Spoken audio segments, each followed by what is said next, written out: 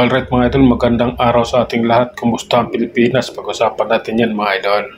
Sabi ni Pulong Duterte, si Trililing pala ang pinadala ng mga bangag para mag-welfare check kay PRRD doon sa Netherlands. Oo nga, si Trililing pala ang pinadala doon ng Marcos administration para i-check si doon, si Tatay Digong. Mali yun ang ginawa nila na yun. Malaking mali, pagkakamali yun, kaya nagalit si BP Inday Sara. Gusto nilang siguraduhin, alamin nila yung kalagayan ng matanda para ibalita nila dito na ganito na anong pinagbabalita nila. Kaya nagalit si BP Inday. Pati ito, si Pulong Duterte nagalit din to sa pinagagawa nila kasi mali yung ginawa nila doon. Dumaan sa ng embahada doon sa Netherlands tapos nila.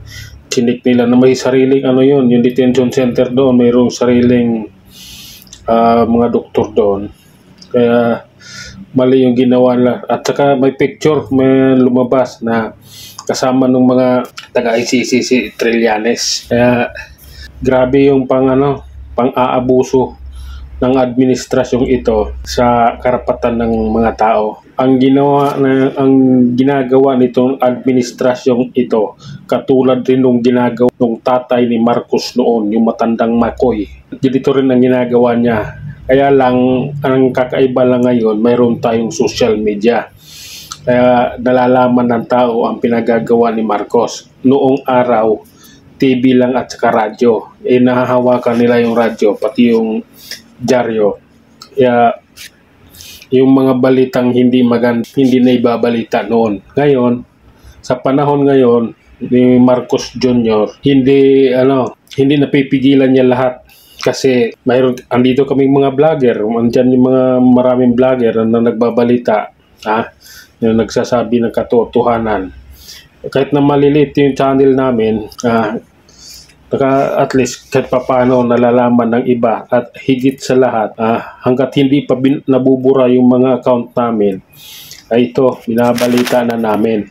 Kasi bukas makalawa, pag mayroon kasi kami yung mga kapwa namin vloggers, pag mayroong mga video na nag-viral, ay atupagin na nila yan, buburahin na nila yan, tatawagan na nila yung mga kakampi nila para burahin ang Facebook page, YouTube channel, at TikTok account. Ganon ang ginagawa ng administrasyong ito.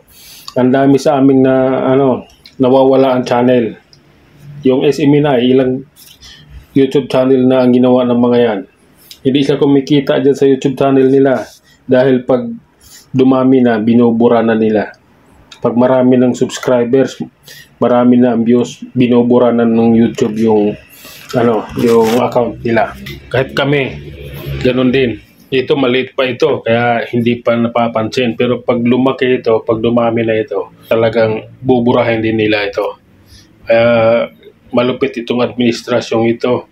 Yung karapatan ng tao, inaabuso nila masyado.